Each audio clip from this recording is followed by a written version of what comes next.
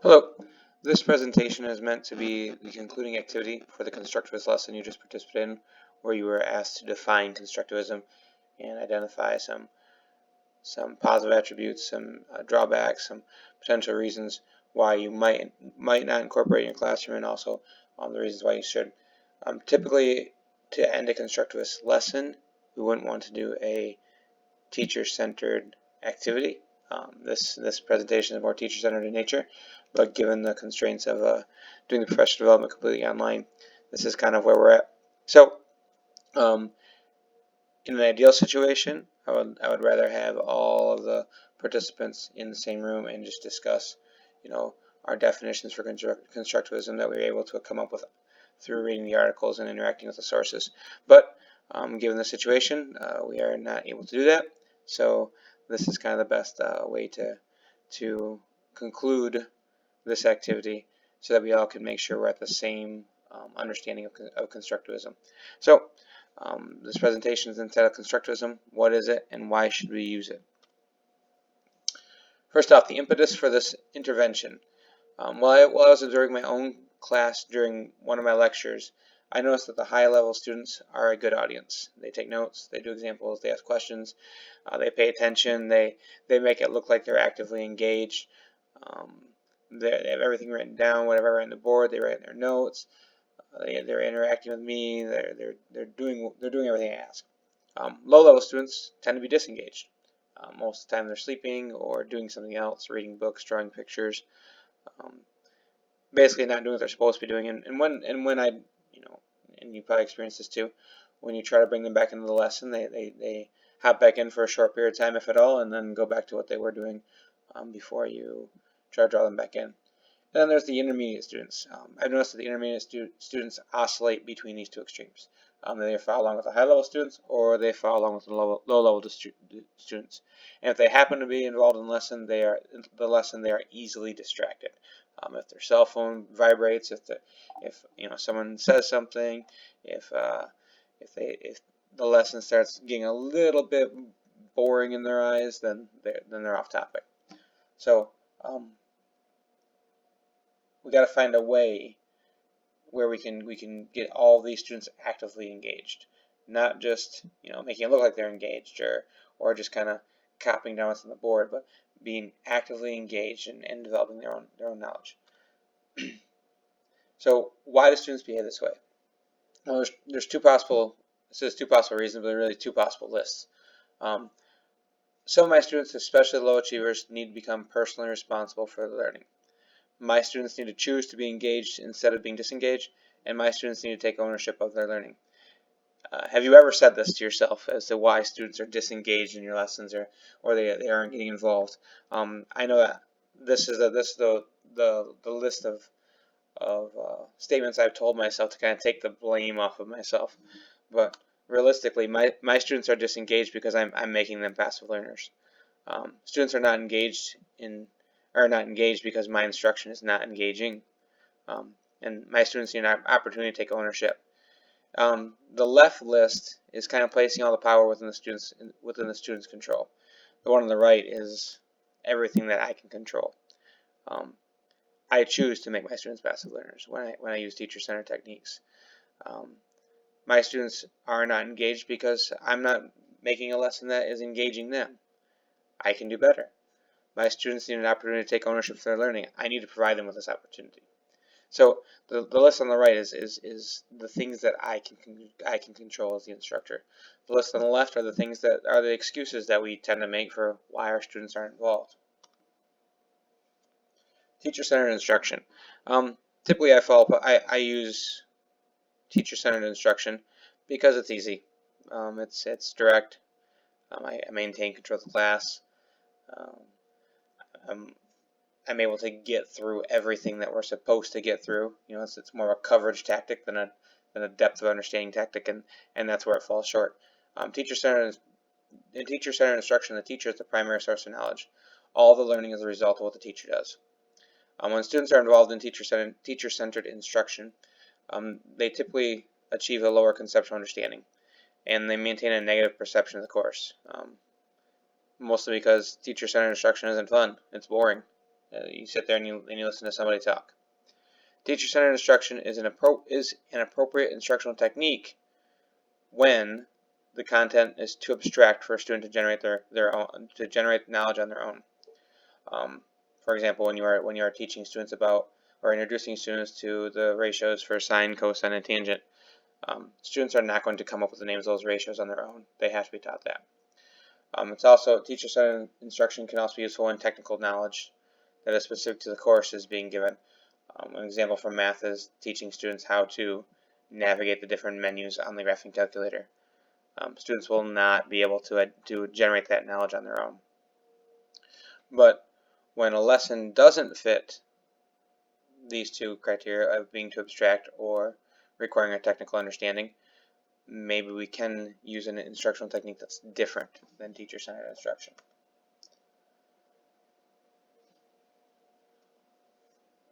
Through teacher-centered instruction, I've noticed my students are unable to draw conclusions, see the bigger picture, develop a depth of understanding, and retain information for a semester. These are the observations that I have seen in my own class. Do we know better? Do we know of a better method? Well, a study done by Dirac, pre-service teachers indicate that they know that the teacher should facilitate knowledge acquisition, but still rely on methods where the teacher conveys the knowledge. So this is saying is that teachers who are in their undergraduate, who were observed during their first instructional event where they were the teacher, these pre-service teachers use more teacher-centered methods, even though they know student-centered methods were better for or had better outcomes for the student. Another study where over 400 instructors were sent surveys, 100% of the surveys that were completed and returned indicated the use of student-centered techniques.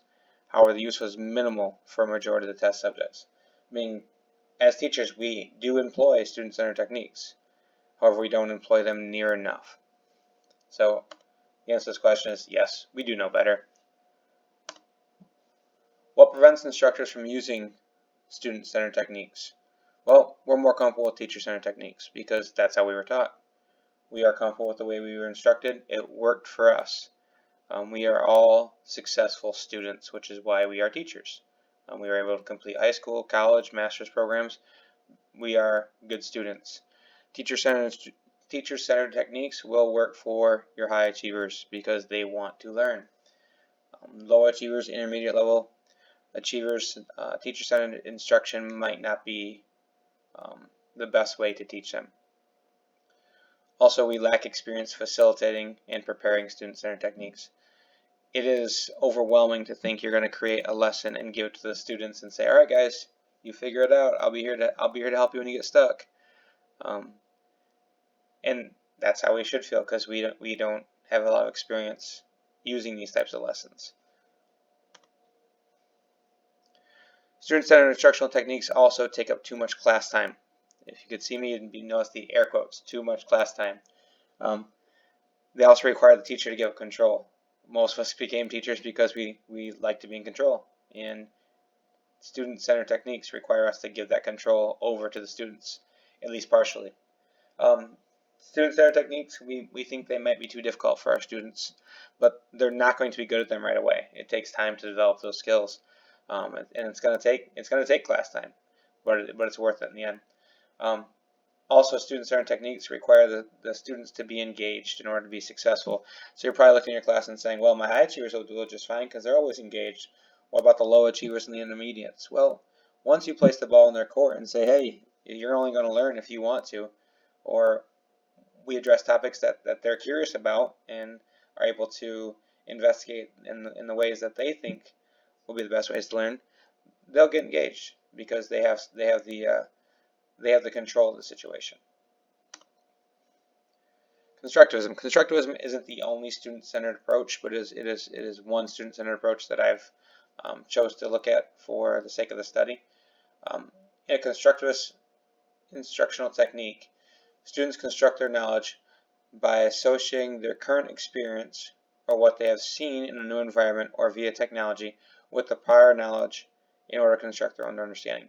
So basically what this quote says is that students have this prior knowledge as the foundation, and when they observe or experience or interact with a source of knowledge, whether that be a first-hand account from a witness or a Holocaust survivor, or they examine a phenomena online, or they observe a scientific phenomena firsthand, or they read a primary source document. Any one of these ways, which could be the experience that the student gains the knowledge from, but they take that new information and they build off of their prior knowledge that they have of the topic, given that new information. Students construct their own knowledge through acting on their curiosity, through analyzing their observations, reflecting on their knowledge, and organizing their understanding. So, acting on the curiosity, that's what gets the students engaged. You have to make them curious. And some students will come in your class curious about the topics, and others you might have to, draw them in, so to speak. Once they're curious and they're investigating a topic, they will gain new knowledge, and they'll have to analyze that new knowledge, and that's probably analyze the observations. And through the analyzing their observations, they will build or construct a new understanding of the topic, and then they'll have to reflect on that understanding as new observations present themselves that might conflict or contradict what they had previously established. And the reorganization of that knowledge is what really deepens their understanding. So why should constructivist instructional techniques be used? Well, because students must be actively engaged in their own knowledge acquisition. They must communicate with their classmates. They must take control of their own learning, and they must become or interact with the primary source of information. Basically, student-centered techniques and constructivist techniques require the students to take ownership of their learning, and it also prepares them for their next step. It prepares them for moving on and being that lifelong learner that we're trying to create. Teacher-centered instruction doesn't do that because they think that the only way for them to gain knowledge is to be with the teacher. But realistically, every student is capable of gaining knowledge, and they will learn that through constructivist techniques and student-centered techniques.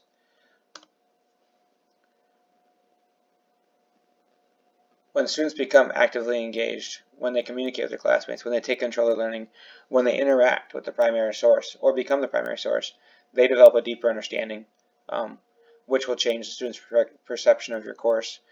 It'll help the students draw conclusions and make connections, and it'll prepare them for the lifelong learning, like I said earlier. Students develop a deeper understanding using constructivist techniques because they have to be the primary source of information. They have to understand it if they're going to develop the knowledge or develop the understanding. It'll change perception because your students will get to work on their own, work independently. They'll get to investigate things that are important to them or things that they're curious about, which will change their view of your class. Your class will no longer be that boring one where the teacher drones on and on for hours and hours, but it'll become that fun class that they look forward to going to. As a part of building their own knowledge, students will have to draw conclusions and make connections to the prior knowledge. So just the practice of doing student-centered techniques and constructivist instructional techniques will help the students develop that ability of making conclusions and making cross-cutting connections within their understanding. We must move away from a purely teacher-centered instruction in which students are regarded as passive receptors of knowledge and towards student-centered approaches in which learners explore ideas related to their own insights. Within this latter context, students' experiences and knowledge are clarified and extended through social interactions with others. There are three phrases that are added there. Learners explore ideas, students' experiences, and social interactions. Those are kind of like the basis of constructivism. Learners have to be curious. Students have to be curious to be successful. And as a part of that curiosity, they must explore ideas. We are equipped with a tremendous amount of technology in our classrooms, and the technology we have in our rooms can or will allow students to explore this idea. The technology available in our classrooms provide a great breadth of opportunity for the students to explore these ideas. How so? Well, they can explore phenomena, scientific phenomena, mathematical phenomena virtually. They can read primary source documents that they might not have access to physically. they can conduct their own research, whether that's using scholarly journals or just using Google. They can observe current events or even historical events that may be posted on YouTube, and they may even be able to gain this knowledge through playing an educational game. My students in physics like to play. We go to PhET simulations. It's physics education and technology. It's put on by the University of Colorado. But there's a lot of physics games on there the kids will play, and they'll just explore ideas and have access to exploring phenomena in a game format, and they can gain a lot of information and develop a deeper understanding through playing those games. But if they're going to play educational games, there has to be some structure provided by the instructor as well. It's not just, hey, let's go free for all and see what we can figure out. Students' experiences. So as a teacher, we need to facilitate learning by constructing their knowledge through student experiences and interacting with their environment. We need to give students the opportunity to have an educational experience. So we can do this by, building an egg drop device, writing a children's book, listening to a first-hand account, going on a field trip, allowing the students to lead the discussion. We need to provide students with these experiences. We need to leave space within our curriculum and our instruction to give them opportunities to have educational experiences. Basically, we got to get them out of their chairs so they can build their own knowledge from their experiences that we provide them with. Giving the students this opportunity will help them develop the knowledge and understanding they need to understand a topic. Social interactions. Collaborating with others facilitate knowledge acquisition. When students work in groups, they will have a deeper understanding as a result, provided they're on task. Students can learn through social interaction. In fact, our students are very skilled in the social interaction, given the social media age that we all teach in. But so they are used to having social interaction. We need to incorporate this social interaction into our instruction. We need to allow students time to interact with their peers and adults who are more knowledgeable than themselves. This will increase the depth of understanding. Working in groups provides students with multiple sources of information that can be an asset in building and revising their own knowledge. By giving students the opportunity to interact socially with more knowledgeable adults or more knowledgeable classmates, will help them develop a depth of understanding and will help them revise the understanding that they have to build a more coherent knowledge base of the topic that we are studying. So what do we do now? Well, we have to prepare to incorporate constructivist techniques. Constructivism and student-centered techniques may be vastly different from the techniques we are currently using. I know I do employ student-centered techniques in my classroom. They are not, some of them might be constructivist in nature, but most of them are just student-centered, where I let the students kind of be the source of information or access the source of information on their own. But we need to incorporate these. We need to be trained in how to incorporate these, and that's kind of what this professional development is here for, is to provide us the opportunity to learn about constructivist techniques and with the hopes of incorporating them in our classroom. We need to acquire the knowledge and skill to create and utilize constructivist techniques in our classroom, and this requires time.